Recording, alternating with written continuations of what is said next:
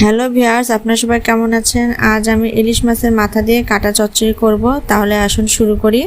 কড়াইয়ের মধ্যে মাছের মাথাগুলো কাটাগুলো দিয়ে দিয়েছি। এবার আমি কেটে রাখা বেগুন, আলু, কাঁচামরিচ এবং পেঁয়াজগুলো সব দিয়ে দিচ্ছি। এতে আমি কড়াইয়ের মধ্যে মেখে বসাবো।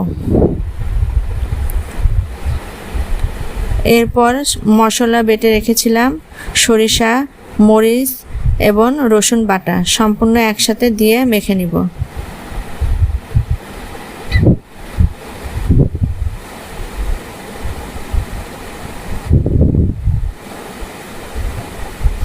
লবণ দিলাম স্বাদ মতো এবং স্বাদ মতো হলুদের গুঁড়া দিয়ে দিব।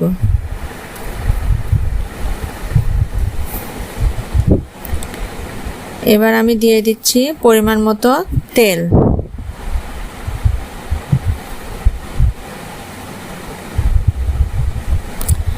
সয়াবিন তেল দিয়ে দিলাম।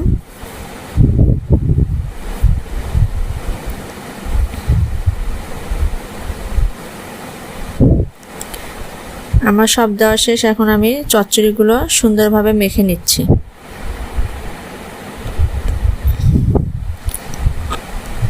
এই কাটা চচ্চড়িটি আপনারা বানিয়ে বাসায় খেয়ে দেখবেন কেমন হয়েছে, আমাকে কমেন্টে জানাবেন এবং লাইক করবেন, সাবস্ক্রাইব করতে ভুলবেন না বন্ধুরা, এবং শেয়ার করে দিবেন আপনার বন্ধু বান্ধব আত্মীয় স্বজনের কাছে। আপনারা এই কাটা চচ্চড়িটা রান্না করে খেয়ে দেখবেন কেমন হয়েছে।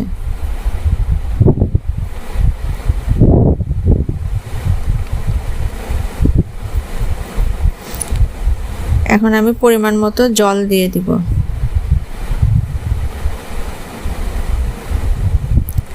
আমার হাতে মাখা কমপ্লিট হয়ে গেছে। এখন পরিমাণ মতো জল দিয়ে ঢাকনা দিয়ে বসিয়ে দেব চুলার উপরে।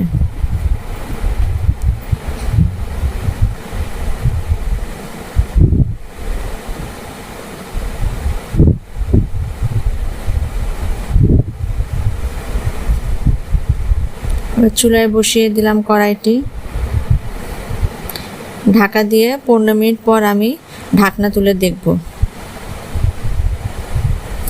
15 মিনিট হয়ে গেছে। দেখুন চচ্চড়িটা কি সুন্দর প্রায় হয়ে আসার মতো হয়ে গেছে, ফুটতেছে। তেল ছাড়লে আমি চচ্চড়িটা নামিয়ে নেব।